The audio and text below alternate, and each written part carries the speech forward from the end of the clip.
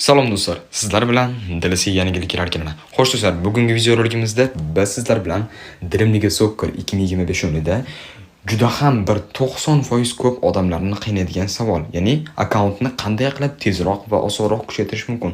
Bugun men sizlarga mana shu videorolikimda akkauntingizni qanday qilib tezroq va osonroq ravishda kuchaytirishni o'rgatib o'taman. Videorolikni boshlashdan albatta videoga like bosib qo'ying va kanalimga obuna bo'lib qo'ying. Kommentariyaga kirib omad so'zini yozib qoldirsangiz, bu men uchun juda ham katta motivatsiya bo'lib qolardi. Qanday videorolikni biz boshladik. Xo'sh, birinchi navbatda men sizlarga o'zimni tarkibimni ko'rsatib o'tmoqchiman. Havas qilishga arziydiganday sostav bu.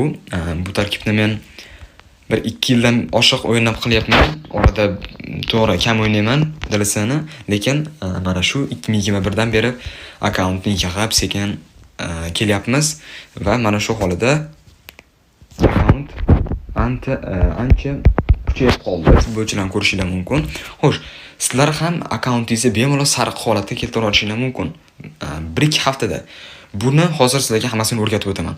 Birinchi navbatda bilamizki, Dream League Soccer'ga kirganimizda bizga 9 ta futbolchi tanlash imkoniyati beriladi. U yerda darvozabondan tortib hujumchigacha bo'ladi. Ya'ni darvozabon, himoyachi, yarim himoyachi mana, keyin hujumchi. Biz mana shu holatda qaysi futbolchini tanlashimiz kerak bo'ladi. Maksimal, ya'ni iloji boricha sizlar hujumchi tanlashingiz kerak bo'ladi. Reytingiga qarab o'tirmanglar. Nimaga hujumchi tanlash kerak? Chunki agar siz darvozabon olsangiz, u darvozada turadi va hujumga chiqib gol urish kerak. Kim gol uradi? Savolda mana. Darvozabon chiqib gol urib bera olmaydi. Shuning uchun darvozabon olish xato. Himoyachiga keladigan bo'lsak, himoyachi ham xuddi shunday. Faqatgina himoyani ushlaydi u. Hujumga chiqib gol urib bergan futbolchi yo'q. 60-70 li udar bilan gol urish juda ham qiyin. Juda ham ko'p vaziyatlarni havoga sovurishinglar mumkin bo'ladi. Yarim himoyachi ham xuddi shunday narsa. Mana masalan, haqiqiy yarim himoyachini olaylik. Haqiqiy yarim himoyachi mana Modric deylik-da.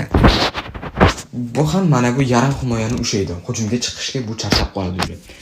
Ana endi agar hujumchi tanlasangiz, hujumchi udarlari qattiq bo'ladi va tez yuguradi hamda gollarni amalga oshirish uchun juda ham sizga qulay bo'ladi.